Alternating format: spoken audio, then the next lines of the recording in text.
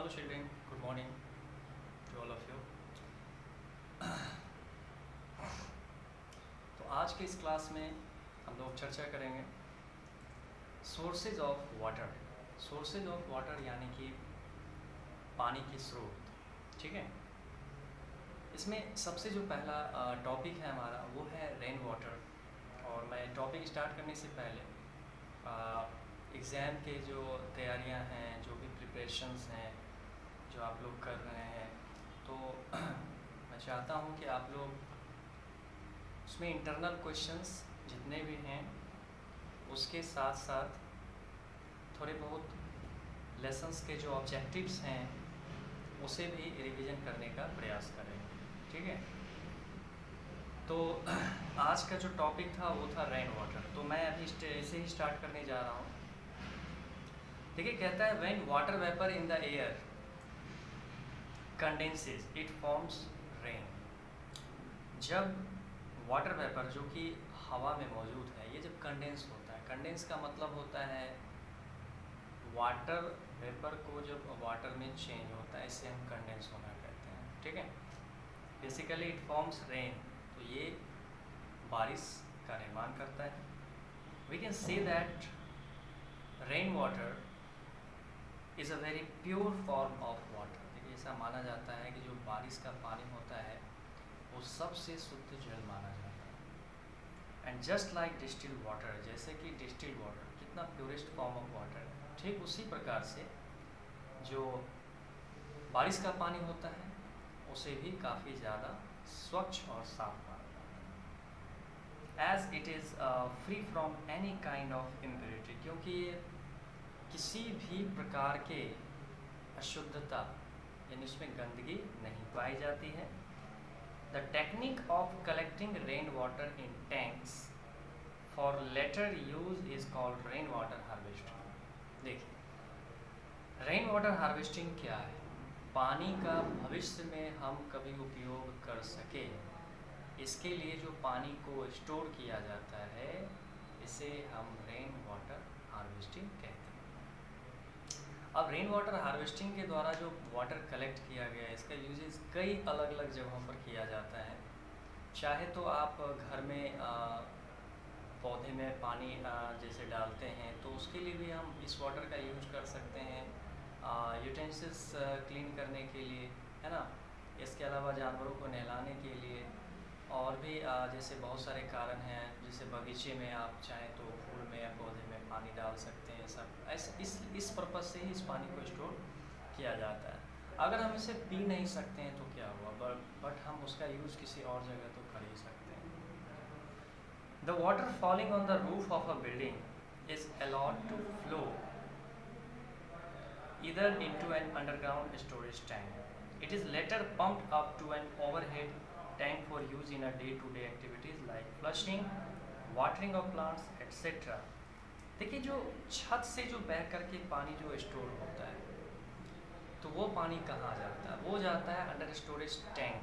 ठीक है, वो एक टंकी में जमा होता है। उस टंकी में जमा होते होते एक समय ऐसा आता है जब उसमें ढेर सारा पानी स्टोर हो जाता है। फिर इस पानी का यूज़ हम अपने डे टू डे एक्टिविटीज़ यानी दैनिक जीवन में कर सकते हैं। Like flushing, watering of plants. Flushing में भी हम इसका इस्तेमाल कर सकते हैं और वाटरिंग ऑफ प्लांट्स में भी इसका इस्तेमाल हम कर सकते हैं, पौधे में पानी डालने। Alternately, the rainwater is allowed to flow into a deep pit in the ground so that it adds to the groundwater. कहता है कि जो रेन वाटर हैं वो बह करके एक गहरे गड्ढे में जमा होते हैं, ठीक है, जो कि ग्राउंड के नीचे बने होते हैं। And so that it adds to the ground water, और वो वहाँ इसलिए जमा होता है ताकि वहाँ से फिर वो ग्राउंड वाटर में जाके मिल सके। देखिए, ग्राउंड वाटर भी बहुत ज़्यादा कम होते जा रहा है, तो इसकी जो प्रतिशतता है इसे बढ़ाने की ज़रूरत है। तो इसे भी दिन ब दिन काफ़ी ज़्यादा मतलब इसमें इम्प्रूवमेंट किया जा रहा है। नेक्स्ट है, we can install a rainwater harvesting system in our homes and societies and contribute in conservation of water. हमें पानी को ज़्यादा से ज़्यादा स्टोर करना चाहिए और अपने आस-पास अपने सोसाइटी में इस चीज़ को लेकर के हमें जो है लोगों में एक जागरूकता फैलाने की ज़रूरत है। कि हमें पानी को बचाना चाहिए, हमें पानी को ख़त्म नहीं होने देना है, क्योंकि आने वाला जो फ्यूचर है, जो हमारा जनरेशन होगा, उसे वाटर की स्कार्सिटी झेलनी पड़ेगी या पड़ सकती है, अगर हमने सही समय पर उचित कदम नहीं उठाया तो, अगर हमने पानी का मिसयूज़ नहीं रोका तो। ठीक है, तो जो हमारे पास ऑप्शनल हैं, जो हमारे पास दूसरे तौर तरीके हैं, जैसे रेन वाटर हार्वेस्टिंग की मैं बात कर रहा हूँ, अगर हम अपने घरों में इस तरह का रेन वाटर हार्वेस्टिंग करना अभी से स्टार्ट कर दें तो ये हमारे लिए कितना ज़्यादा यूज़फुल हो सकता है, ये आप सब सोच सकते हैं। कहते हैं similarly the rain water flowing along the road side is channelled through drains to flow into lakes और पॉन्ड्स और into deep pits so that it adds to the groundwater and adds in maintaining the water table। जैसे कभी बारिश होता है, कभी आप देखे होंगे सड़क में, गली मोहल्ले में अक्सर पानी जमा हो जाता है, तो उस पानी का क्या करना चाहिए कि हमें उसका एक चैनल बनाना चाहिए ताकि वह पानी बह करके एक तालाब में या किसी झील में, झरने में, या कोई भी जो वाटर के सोर्स है उसमें जा करके वो स्टोर हो। और इसका ये फ़ायदा होगा कि जब वो पानी उसमें जाके स्टोर हो जाएगा तो डेफिनेटली कहीं ना कहीं वो ग्राउंड वाटर में शिप करके जाएगा, रिस करके जाएगा। इससे ग्राउंड वाटर का जो वाटर लेवल होगा, जो वाटर टेबल होगा, वो हाई होगा, और जितना ज़्यादा ग्राउंड वाटर का वाटर टेबल हाई होगा उतना ज़्यादा ही हमें पानी मिल पाएगा। वरना आए दिन आप देख सकते हैं घर में चापाकल है पर पानी नहीं देता है, मोटर लगे होते हैं बट वो पानी ज़्यादा नहीं खींच पाता। इसका मतलब है कि नीचे अंडरग्राउंड वाटर की कमी हो गई। ठीक है, तो हमें अब इसे तत्काल या कहें तो तुरंत इस चीज़ पर एक्शन लेने की ज़रूरत है कि हमें पानी को किस तरह से, है ना, यूज़ में लाना चाहिए। ये काफ़ी अहम मुद्दा है। अब बढ़ते हैं, सेकेंड सोर्स ऑफ वाटर है ग्राउंड वाटर। देखिए कहता है at the time of rainfall some amount of rainwater evaporates into the atmosphere and some of it runs into the rivers and a major part of it seeps down through the soil. This is underground water or groundwater. The level of this water is called the water table. मैं इसी water table की बात कर रहा था थोड़ी देर पहले। तो ग्राउंड वाटर क्या है? जब कभी बारिश होता है तो बारिश होने के बाद या फिर जहाँ भी पानी स्टोर है वहाँ अक्सर हमने देखा होगा कि कुछ दिनों के बाद वहाँ सारा पानी ख़त्म हो जाता है। आखिर वो पानी गया कहाँ? तो ज़्यादातर वाटर जो होते हैं या तो वो इवेपोरेट्स हो जाते हैं, वाष्पीकृत हो जाते हैं, भाप बनकर ऊपर चले जाते हैं, और कुछ ऐसे मतलब हिस्से होते हैं पानी के जो बेसिकली रिस करके वो ज़मीन के अंदर चले आते हैं। ठीक है, तो जो वाटर सिप्स करके अंदर आएगा वो अंडरग्राउंड वाटर या फिर उसे ग्राउंड वाटर भी हम कह सकते हैं। ठीक है, तो इस तरह से ग्राउंड वाटर में जो है वो वृद्धि होता है। अब कहता है कि जिस लेवल तक पानी ज़मीन के अंदर पाया जाता है, जिस हाइट तक, जो depth of water found under the ground is called water table. पानी जिस गहराई तक ज़मीन के अंदर पाया जाता है उसे हम वाटर टेबल कहते हैं। ठीक है, कहता है the seepage of water from the water bodies below the soil gets collected in the form of underground. जो वाटर सीप करके वाटर बॉडीज में या वाटर बॉडीज के नीचे से मिट्टी से होते हुए वो अंदर जमा होता है, वो अंडरग्राउंड वाटर है, और इसे हम अंडरग्राउंड वाटर रिजर्वर कहते हैं। रिजर्वर का मतलब ही होता है रिजर्व करने वाला, रिजर्व करके रखने वाला, जमा करके रखने वाला। ठीक है, it does not go below the rocky bed. यह जो एक चट्टानी परत होता है जमीन के नीचे, वो उसके अंदर नहीं जाता, वो उसके ऊपर जमा।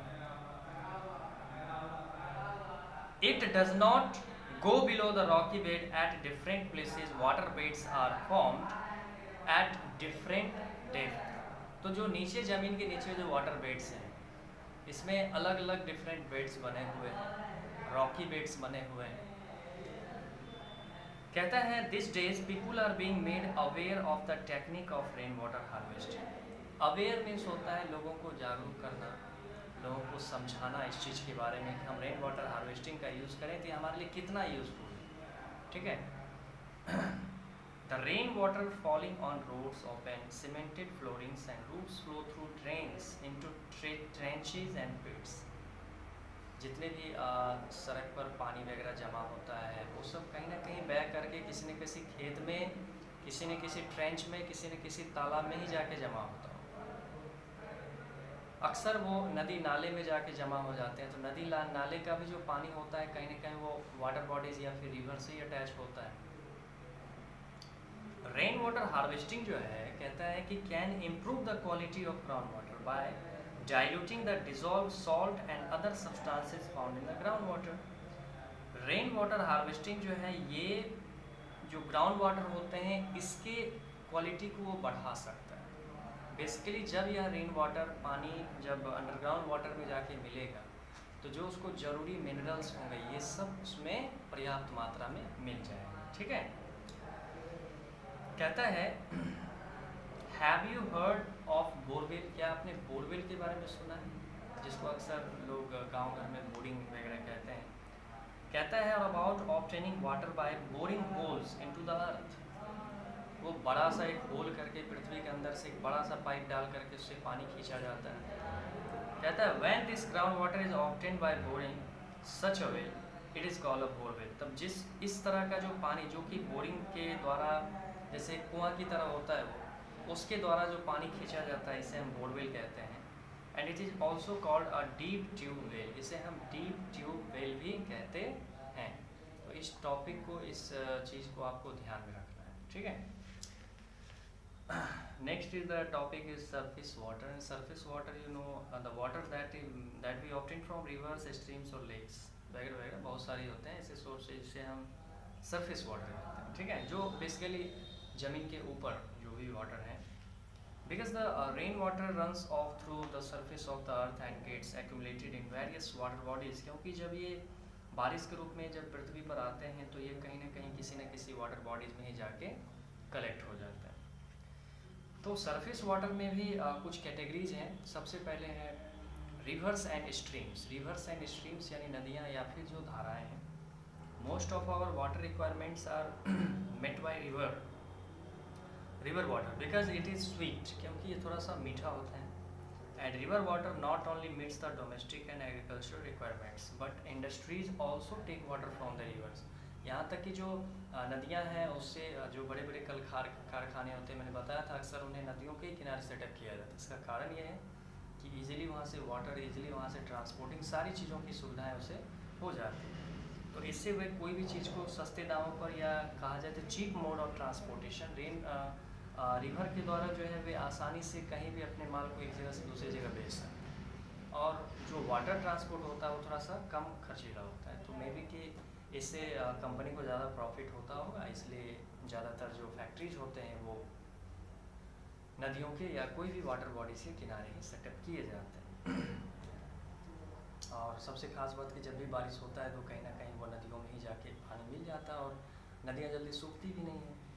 नेक्स्ट है लेक्स एंड पॉन्ड्स। देखिए कहता है there are many lakes in our country in which the rain water from the streams gets collected in low lying areas. अक्सर वे जो होते हैं काफ़ी नीचे जो होते हैं वो ज़मीन थोड़े से गहरे होते हैं और वो जो भूमिगत ज़मीन होता है उससे थोड़ा वो गहरा होता है। ठीक है, नीचे होता है।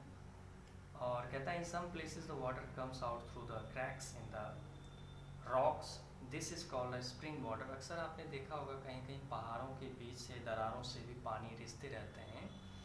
तो इस तरह के जो वाटर होते हैं उन्हें हम स्प्रिंग वाटर कहते हैं। Spring water sometimes flow down into lakes. अक्सर ये झीलों में जाते हैं ये पानी। स्प्रिंग वाटर समटाइम्स कहता है the lake water and spring water meet the requirements of the people living near this sources of water. तो जो भी वहाँ के रहने वाले आसपास के निवासी होते हैं बेसिकली वो स्प्रिंग वाटर का इस्तेमाल पीने के लिए कर सकते हैं। ठीक है। The water from the ponds is generally not clean because cows and buffaloes bath in them and clothes are also washed on the embankments. अक्सर आपने देखा होगा नदी के तट पर जो लोग होते हैं बेसिकली वो कपड़े वगैरह धोने का और इसके अलावा जानवरों को नहलाने की जो प्रक्रिया है जिससे ये नदियों का पानी काफ़ी दूषित हो जाता है, वो पीने लायक रहता नहीं है। ठीक है। कहता है जो स्प्रिंग वाटर होते हैं उसमें सॉल्ट और मिनरल्स ज़्यादा मात्रा में कंटेन होते हैं। ठीक है। And is this considered to be digestive and good for health. और इसमें जो होता है भोजन को पचाने की क्षमता अधिक होती है और ये हमारे स्वास्थ्य के लिए भी काफ़ी अच्छा माना जाता है। तो पॉन्ड्स का जो वाटर है वो पीने योग्य नहीं होता है, क्योंकि तालाब है, जमा हुआ पानी है, अक्सर उसके किनारे पर बैठ के लोग कपड़े धोया करते हैं। तो इन सब के कारण जो है वो पानी थोड़ा दूषित हो जाता है और ये हमारे स्वास्थ्य के लिए अच्छा नहीं है। कहता है इन ओल्डर टाइम्स, पुराने समय में, the purification technique used was as follows. जैसे पानी को कैसे साफ किया जाता था, कहता है कोर्सेज एंड और gravel was put in a large vessel that was perforated at the bottom. Charcoal powder was placed above the gravel and the impure water was filled in the vessel. Charcoal removed color impurities and sand filtered muddy impurities. The clean water that came out from the bottom was collected. A small amount of potassium permanate can also be added to kill the germs present in the water. Basically ये जो प्रक्रिया है, इसमें बड़े बड़े पत्थरों को, बड़े बड़े कंकर के टुकड़ों को एक वैसल के अंदर, जार के अंदर रखा जाता था। उसके बाद जो अशुद्ध पानी है तो पानी ऊपर चला आता था और उसमें जो है जो इम्प्योरिटीज़ हैं उसको हटाने के लिए हम उसमें चारकोल पाउडर का इस्तेमाल करते थे। चारकोल पाउडर जो होता था वो सारे दूषित कीटाणुओं को जो है, सारे कीटाणुओं को एब्जॉर्ब कर लेता था, फिर उसे निठार के अलग करते थे। फिर जो नीचे कंकर बजरी है तो उसके बाद उसका जो है हम लोग एक तरह से कहें तो डिकेंटेशन प्रोसेस के द्वारा पानी को अलग करते थे। पानी को और साफ़ करना होता था तो इसमें लोग पोटेशियम परमानेंट, है ना, पाउडर होता है एक्चुअली, वो थोड़ा सा डाल देते थे, तो पानी जो है, जो भी इसकी अशुद्धियाँ होती थी वो भी खत्म हो जाती थी और पानी पीने लायक हो जाता था। तो आज का जो टॉपिक है, आज हम यहीं पर इसे रोकेंगे। कल इसके कुछ और भी सोर्स ऑफ वाटर हैं, तो कल हम अदर सोर्स ऑफ वाटर पर चर्चा करेंगे। तो best of luck for your exam and thank you for watching video.